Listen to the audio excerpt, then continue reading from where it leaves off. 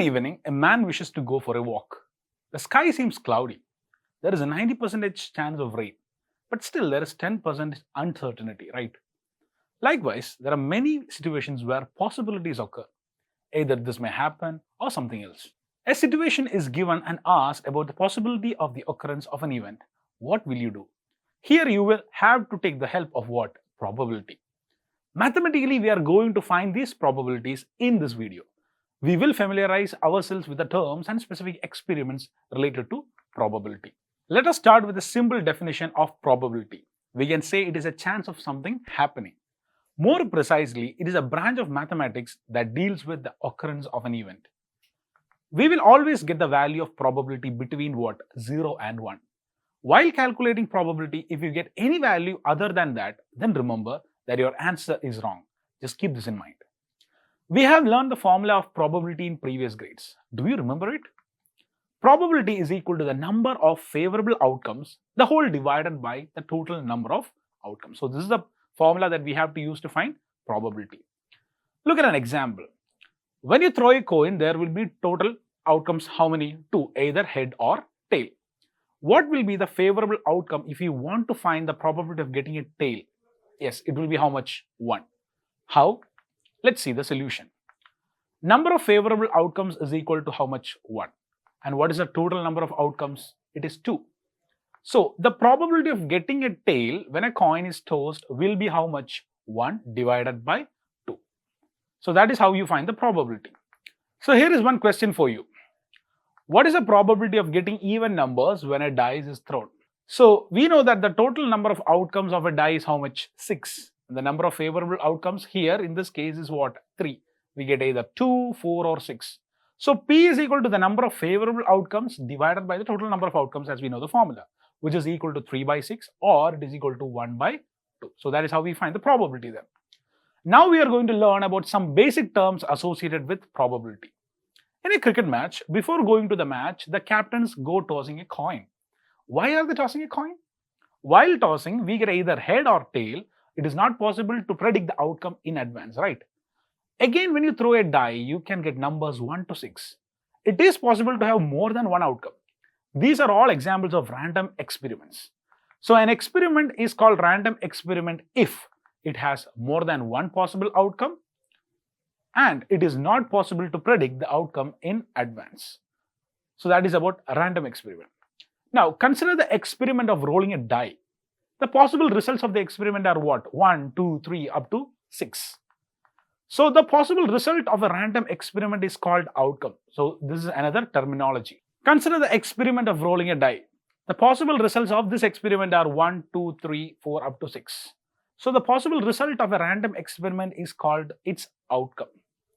When you represent this outcome in the form of a set 1, 2, 3, 4, 5, 6, then it is what? Called as a sample space of the experiment. Thus, the set of all possible random experiment outcomes is called the experiment's samples space. Now let us consider an example. Describe the sample space where a coin is tossed and a die is thrown. So you are tossing a coin as well as a die is also thrown. So the possible outcomes may be head and the numbers of die, right?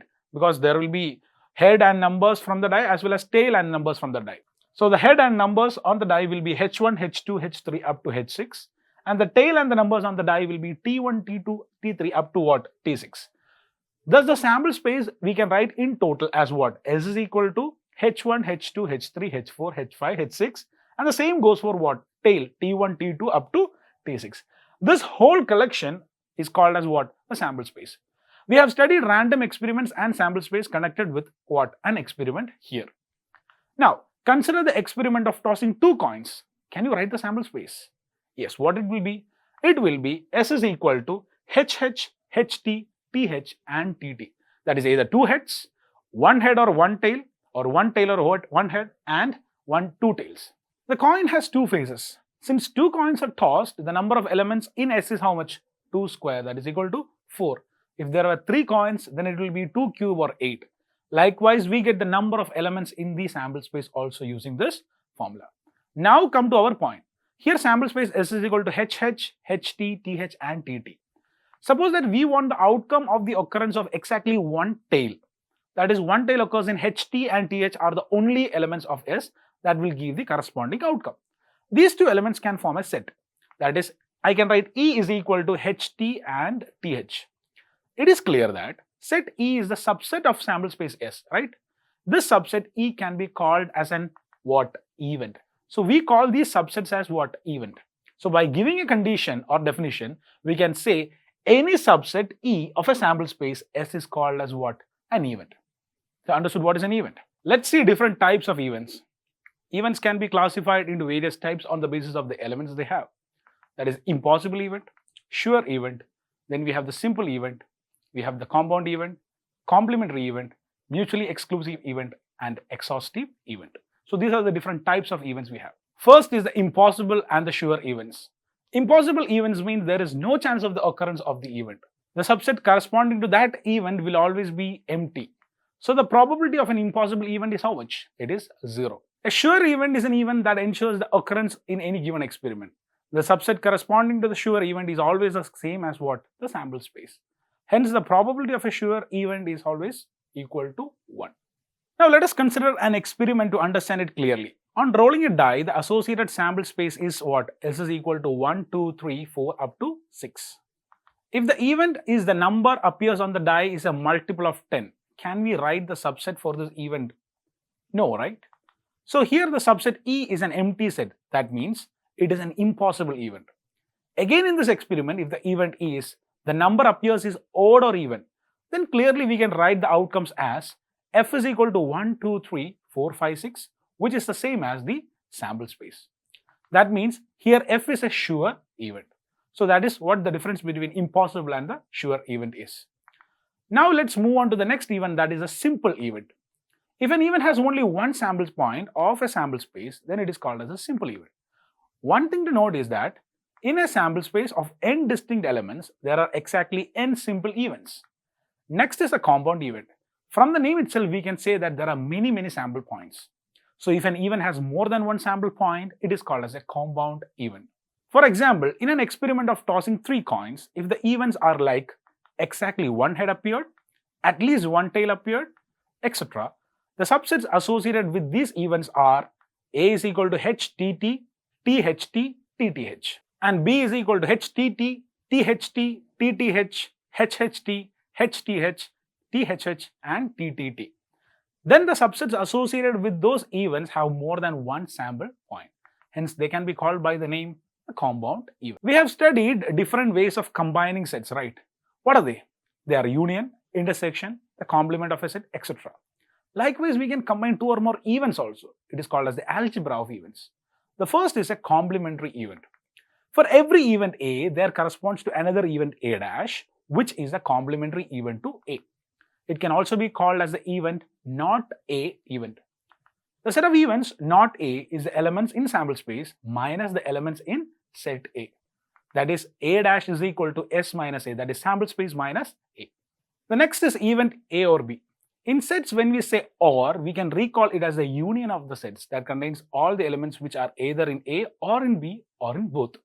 Similarly, when sets A and B are 2 events associated with a sample space, then A union B is the event either A or B or both. This event A union B is called as what? A or B. It can be represented as event A or B is equal to A union. Next is the event A and B. Here we are taking intersection of sets A and B. That is, those elements which are common to both A and B. If A and B are 2 events, then the intersection or A intersection B denotes the event A and B, and this is the representation. That is, this is A intersection B. So the last of the events, the algebra that is we are going to study is event A but not B. We know that A minus B means the set of all elements which are in A but not in B. Therefore, the event A minus B denotes the event A but not B. And it is represented as A minus B is equal to A intersection B dash. Let's discuss an example to understand the algebra of events. Consider an experiment of rolling a die. Let A be the event getting multiple of 2 and B be the event getting the multiple of 3. We have to write the set representation of the following. First one is A or B. Then we have A and B, A but not B, and not A. So how can you find all this? First of all, we can write the sample space and the subsets associated to the experiment. That is, S is equal to 1, 2, 3, 4, 5, 6. And from that, A is equal to how much? 2, 4, 6. B is equal to how much? 3, 6. Now the first one is A or B. So here we have to take the union of both sets. Then what will be the answer? Set of A union B will be written as 2, 3, 4 and 6. And the next is A and B. Here we have to take the common elements to both sets A and B. So our answer will be how much? 6. Do you find any notable thing for this event in the situation? Here there is only one sample point. So what is that event called? Yes, it is a simple event. The next one is A but not B. What will be A but not B? It will be A minus B, the same as A minus B. That will be 2, 4. It will be only 2, 4. And the last one is not A, which is a complementary event. So take all the elements of sample space other than A. So the answer is set 1, 3, 5. Now we can discuss about mutually exclusive events. Two events A and B are called mutually exclusive if they do not occur at the same time. A simple example is the tossing of a coin. When a coin is tossed, the result will be either head or tail. We cannot get both the results. We will never get either both head and tail at the same time. Such events are also called disjoint events since they do not happen simultaneously. If we have a set of events and if at least one of the events compulsorily occurs, then this type of events are called as what? Exhaustive events. Think again of a coin toss. The result will be one of the two options as head and tail are the only possible option. Then there is no situation like both will happen on the same flip. So this is what? An exhaustive event. Now consider the set of 10 natural numbers. Check whether the following events are exhaustive.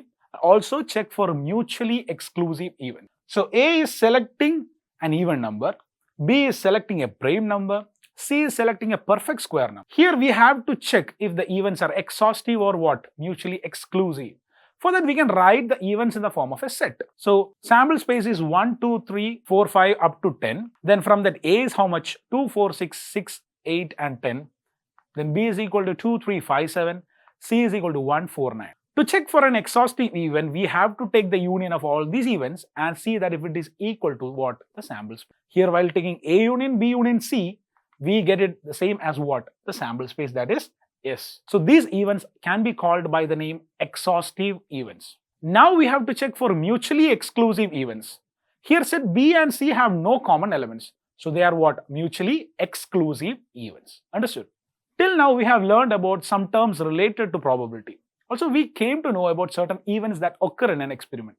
There are related articles in which you will be taught another way of describing the probability of an event.